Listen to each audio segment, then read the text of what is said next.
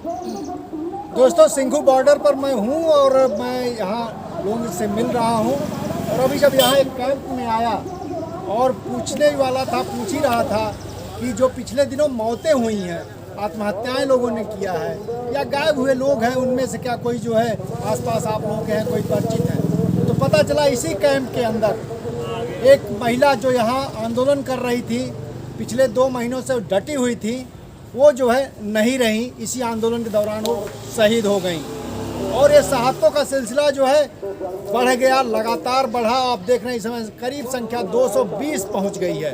220 किसान जो है इस आंदोलन की भेंट चढ़ चुके हैं, उन्होंने अपनी कुर्बानी दे दी है। और बावजूद इसके कहते हैं ना, कटते भी चलो बढ़ते भी चलो, बाजू भी बहुत हैं सर भी बहुत, कुछ इसी जज्बे के साथ ये आंदोलन आगे बढ़ रहा है। जब मैं लोगों से बात करता हूँ तो कहते हैं कि चिंता नहीं है, ये लंबी लड़ाई है और बहुत दूर तक जाएगी और इस तरह कुर्बानियाँ अगर मांगती है लड़ाई तो उसको देने के लिए भी तैयार है।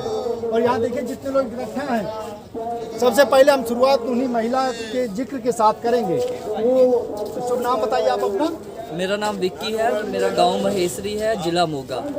तो मोगा की जिले की रहने वाली थी, महेसरी गांव की थी। जी जी जी। तो क्या नाम था माता उनका? सुखदेव कौर। उम्र उनकी करीब 70 साल की थी। लगातार वो यहाँ पे आके उन्होंने लंगरों में भी सेवा की, अपने कैंप में भी लोगों का ध्यान रखने का काम किया, मंच के पास जाके अपना बात रखने का, सुनने का।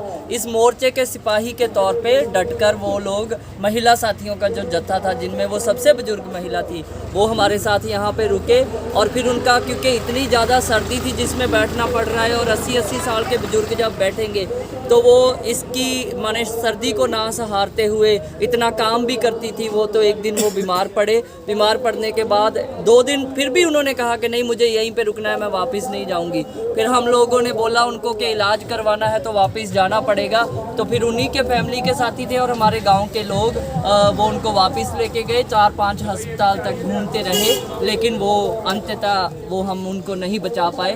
और मोर्चे ने उनको इस मोर्चे के शहीदों में शामिल करके हमारे गाँव की उस महिला को आने वाले समय तक जिंदा रखने का जो मान मैं कहता हूँ कि वो इस गांव को हासिल हुआ। लेकिन इस बात का दुख भी है कि इतनी सर्दी में बैठे हुए वो लोग जो अपने घर में एक आराम की ज़िंदगी व्यतीत कर सकते थे, उन लोगों को मोर्चे पे आने का अगर ज़रूरत पड़ा तो हमें ज़रूर देश की सरकार से पूछना पड़ेगा कि देश की सरकार, देश का प्रधान जो 10 लाख का सूट पहनता हो, उसके सीने में कब इन लोगों का दर्द जाएगा जिसकी वजह से इतने लोगों का शहादत हो रहा है। वो प्रधान कब सुनेगा इनकी बात, जो जिनका उगाया हुआ खाना है, जो पूरे देश की सरकार तक और सब मंत्री उसी खाने को खाते हैं। लेकिन हम लोग, ये पूरे का पूरा हमारे गाँव के लोग हैं, महेसरी गांव से ये चाचा गोरा जी, ये लगातार पहले दिन से ये जो ट्रैक्टर ट्रॉली है, हम लोग एक साथ आए, सारा बैरिकेड को हटाते हुए आए।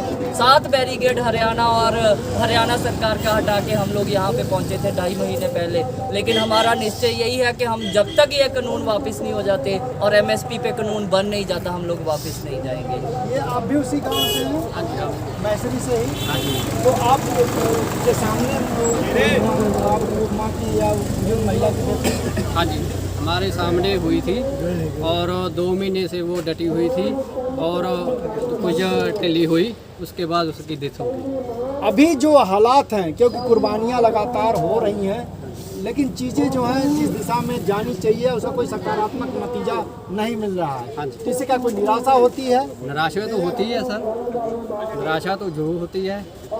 लेकिन कुर्बानियाँ मांगता है तो कुर्बानियाँ लोग देने के लिए तैयार रहेंगे। हाँ हाँ, तैयार रहेंगे, तैयार रहेंगे, मतलब उससे नहीं हिचकेंगे। नहीं हटेंगे। देखिए, कह रहे हैं कि अगर भले लेट हो, निराशा आए, लेकिन ये लड़ाई लड़ेंगे और जरूरत पड़ी तो कुर्बानियाँ भी देंगे।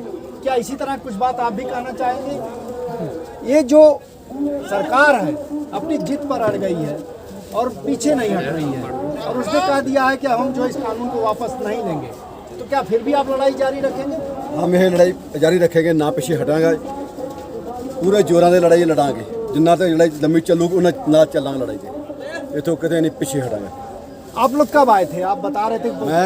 मैं जब 25 तारीख को गाँव को उतरा था, नवंबर 25 नवंबर को, मैं घर में नहीं गया, इतना कटे जो मेरी हमारी ताई थी लादी कुमार की थी, वो उसकी भी वहाँ रह गई 1 महीने 2 महीने इतना लगा गई उसकी बीमार होने करके उन्होंने घर तो जरा जो मार उसका इलाज बहुत कराया, नहीं पास थोड़ा खेली तो आप उनको नहीं बोले कि आप मत चलिए, जो है आप बुजुर्ग हैं, आप परेशान हो जाएंगी, जाड़े का मौसम है, तो क्या कहें? नहीं वो मूरे ला के तुरे से कहती मैं जरूर जाना उसे 2 दिन जरूर जाना है।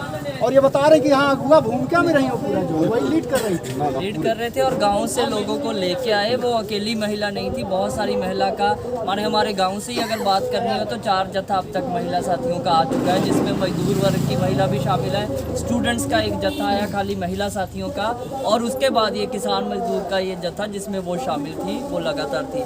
ये मेरे पास उनका फोटो हाँ, भी है। ये तस्वीर इसी माने पंडाल में सिंगू गाँव के पंडाल इसमें बैठे हुए का उनका फोटो है, जो हम लोगों ने तब लिया था। अगर आप देखेंगे तो आगे मैं दिखा पाऊँगा आपको। ये वाला तस्वीर हमारे गांव का है उस दिन का जिस दिन उनकी शहादत हुई। तो हमारे गांव के लोगों ने खेती आंदोलन जिंदाबाद का ये झंडा उनके शव के ऊपर डाल के उनको सम्मान के साथ है जो विदा किया। ये उनका अंतिम संस्कार, हाँ, चिता जलने का हमारे गाँव का फ़ोटो है।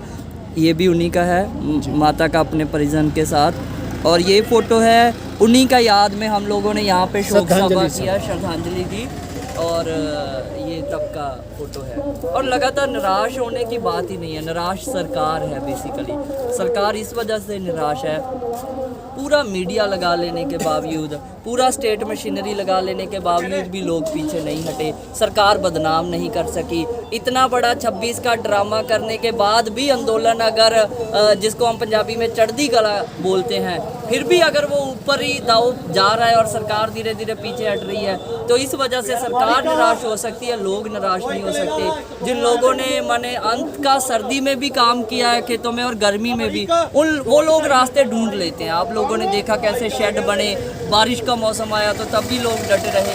तो उस मामले में लिहाज से कोई डरने का काम नहीं है, कोई निराश होने की बात नहीं है। जो लोग सच के लिए लड़ते हैं वो क्यों निराश हो, सरकार निराश हो। बिल्कुल, जो सच के लिए लड़ते हैं वो क्यों निराश हो। निराश सरकार हो जो झूठ बोलती है। अभी आपके गांव में एक गेहूं बोया गया होगा, उसकी कटैया शुरू हो जाएगी मार्च में, तब कैसे मतलब आपको जाना पड़ेगा, क्या करेंगे? वो कुछ भी हो जाएगी, हमें कोई परवाह नहीं है किसी चीज़ की। अच्छा, मेरे 2 बच्चे हैं छोटे छोटे, एक 2.5 साल का बेटा है जी, 6 साल की मेरी बेटी है जी, मेरे दूसरे ब्याह के बेटे है, वो बच्चा पहले कोई नहीं जी, सके। जी। साढ़े को कोई नहीं है, ऐसी सीधी पाके जावांगे पाँव, कुछ भी हो जाए।